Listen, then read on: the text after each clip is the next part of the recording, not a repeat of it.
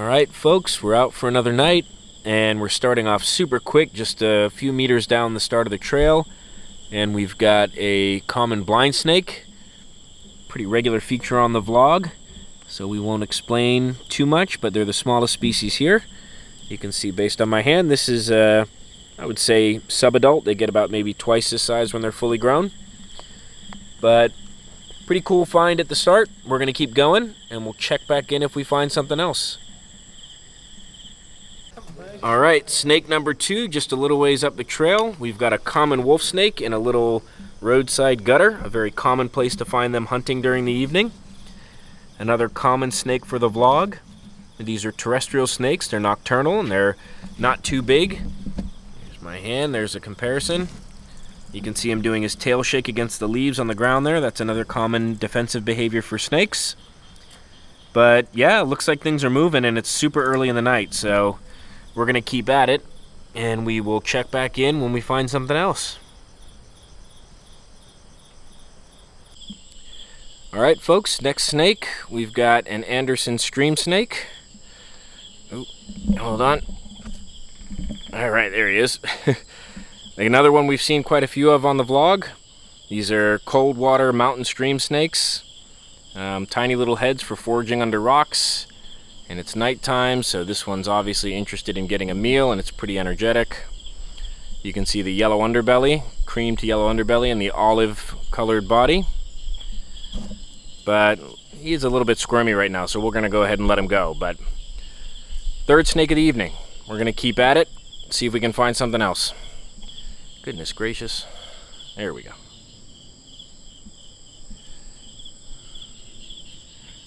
There we are. Anderson stream snake. Alright folks, our next snake, tried and true baby bamboo pit viper. We're on a little cliffside walk here, so this one's just out probably looking to set up to hunt for the night. We'll just leave it here and let it get on with its business, but cool fourth snake. We're gonna keep rolling and we'll check back in when we find the next one.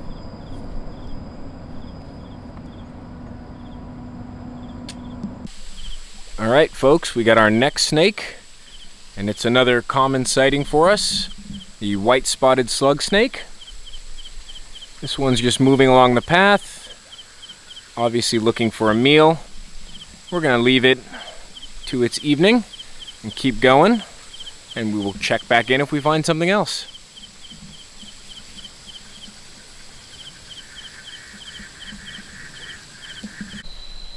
Alright everyone. I'm actually just next to a path. There's a little runoff from a river. You can maybe see up there. That's just a river. And we have found a baby banded krait. The second one in I think about as many weeks. And this one's very much like the last one we found. They're a little bit more drab in coloration than their adult counterparts, a little bit more kind of, I guess a brownish yellow or a tannish yellow rather than a bright vibrant yellow on the black bands. But they still have the characteristic triangular shaped body. Their head scales and markings are actually very similar to the adults. We can probably see here they still have those kind of characteristic banded krait racing stripes down the head, or I call them flame lines sometimes. You can see them right there on the top. Very dark, contrasty black head, and just a beautiful, beautiful animal. So this one was actually headed in the wrong direction towards a spot where it looked like it might get stuck, but now it's headed back towards this riverbed, so just going to make sure that it gets a little further up the trail here.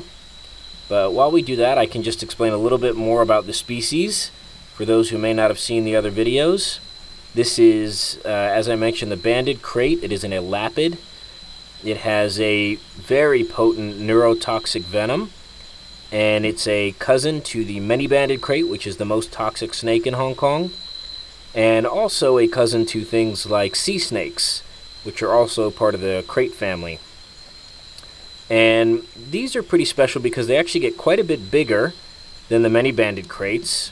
Actually, banded kraits have been known to get as big as 7 or 8 feet in some locations around Southeast Asia. I've never heard of one quite that big here in Hong Kong, but I've definitely seen them over a meter long.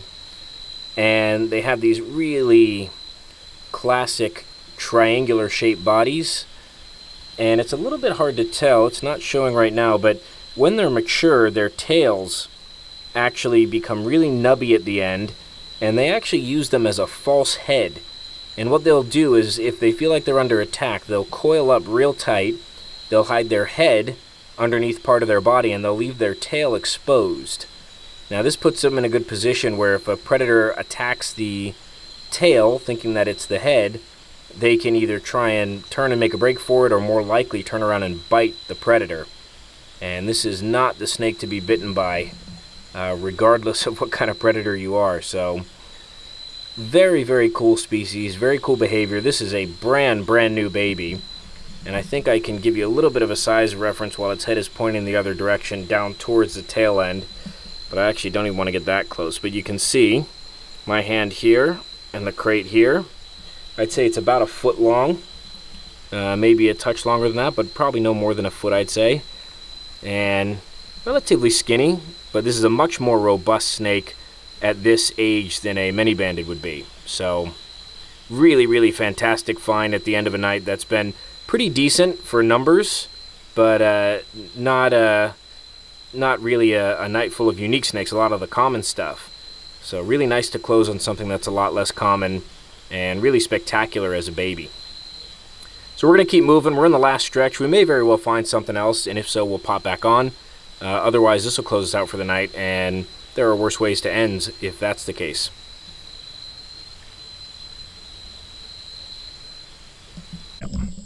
Left off? Yep. Alright, folks.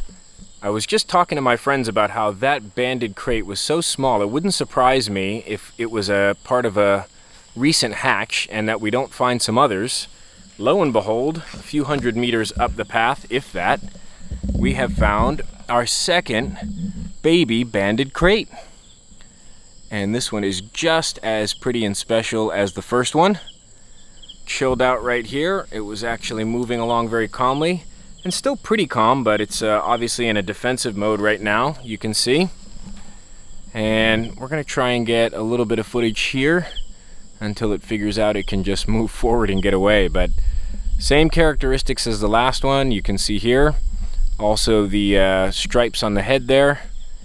Also the more drab colored body than the adult versions, but really nicely defined and evenly spread banding. And that little nubby tail that's going to become even more nubby and bulbous as it matures. Really fantastic snakes. Pretty amazing that we've gotten 2 in a stretch of a few hundred meters. So who knows, maybe there's a few more along the path here, and maybe we'll get lucky enough to see 1 or 2 before we finish. But if not, it looks like we've got a pretty good chance of closing out on baby banded kraits tonight.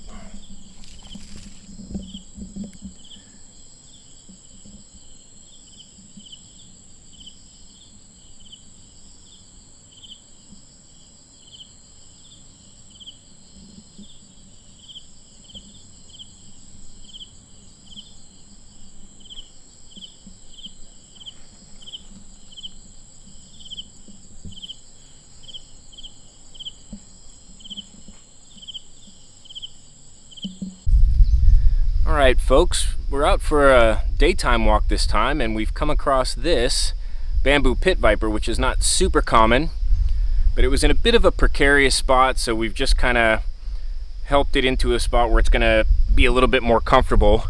And this is a pretty decent sized female, looking a little bit chunky. I'm not sure if she's gravid. I can see the scales are a little bit stretched. Looks a little bit more well-fed than gravid, but really hard to say. Anyways, pretty bizarre and interesting find during the day. I'll see if I can give you a scale here. There's my hand, there's the bamboo. So for those of you who've seen these on the video before, you'll know that that's a pretty good size. And it's doing a good job scaling this wall as well, making its way into the forest. So We're gonna let this one go here and keep on moving and see if we can come up with anything else.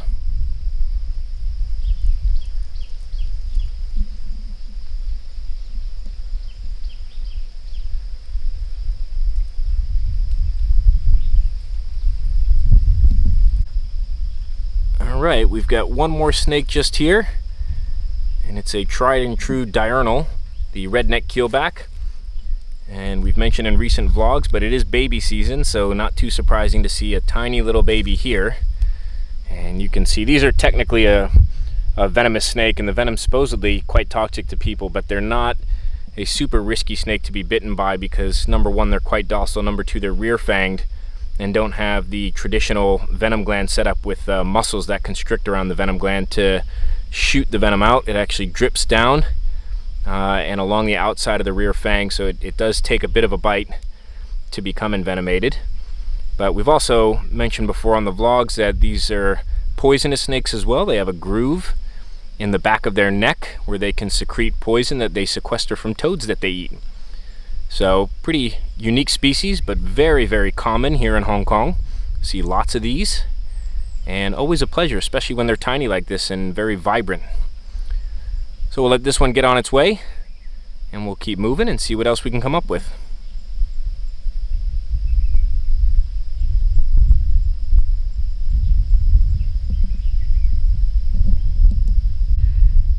Alright guys, we've got a real weird one here, and the only thing I can chalk it up to is maybe the amount of rain we've had lately.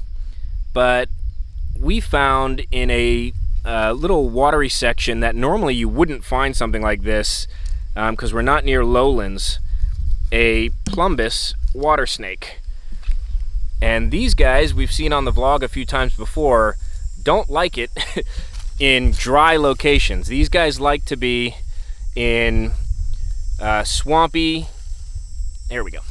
They like to be in swampy, still water where they can sit in the mud and hunt fish. So we're gonna actually take this one somewhere nearby where there's an environment like that where we know Plumbeous live. But I have a feeling this one had probably a rocky ride down a river at some point, and is not too happy to be where it is right now. So really interesting find.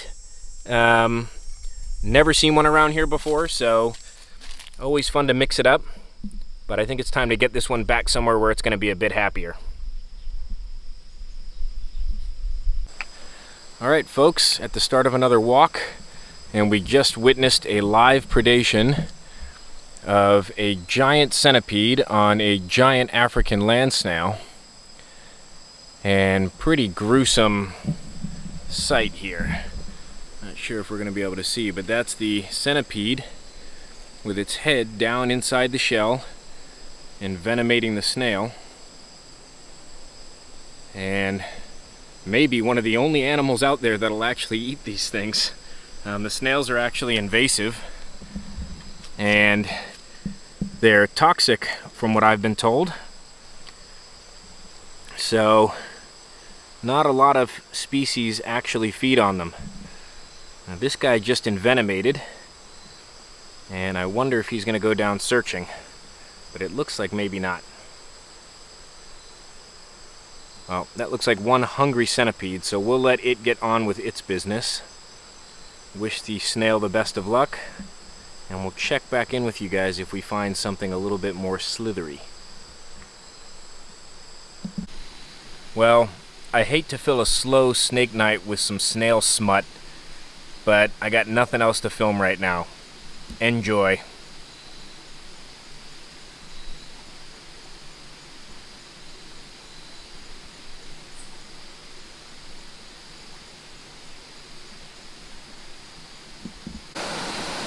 Alright, so we're by a waterfall, and we're not skunked tonight.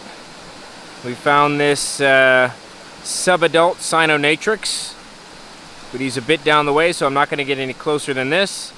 Pretty common snake to find around mountain streams, but kind of a slow night so far. Conditions are really perfect, so maybe maybe on this last pass or two stuff will start to move. But so far just this and some amorous snails. We'll keep going, check back in if we find something else on this last pass. Alright folks, just as we began to despair, we've come across this very chunky many-banded krait, up and out on the hunt. So the witching hour may have just struck, and maybe we were a little bit too expectant early in the evening of things moving, but this is about the time of night we'd expect stuff to move, and as you can see here, that's exactly what's happening. Very, very chunky many-banded. And it's a big one, so I'm not going to put my hand up to give you a scale reference. Just take my word for it. Definitely one of the fattest I've seen, maybe ever. Definitely around these parts. So, cool snake.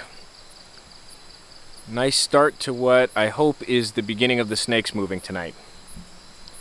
We will check back in if that ends up being the case.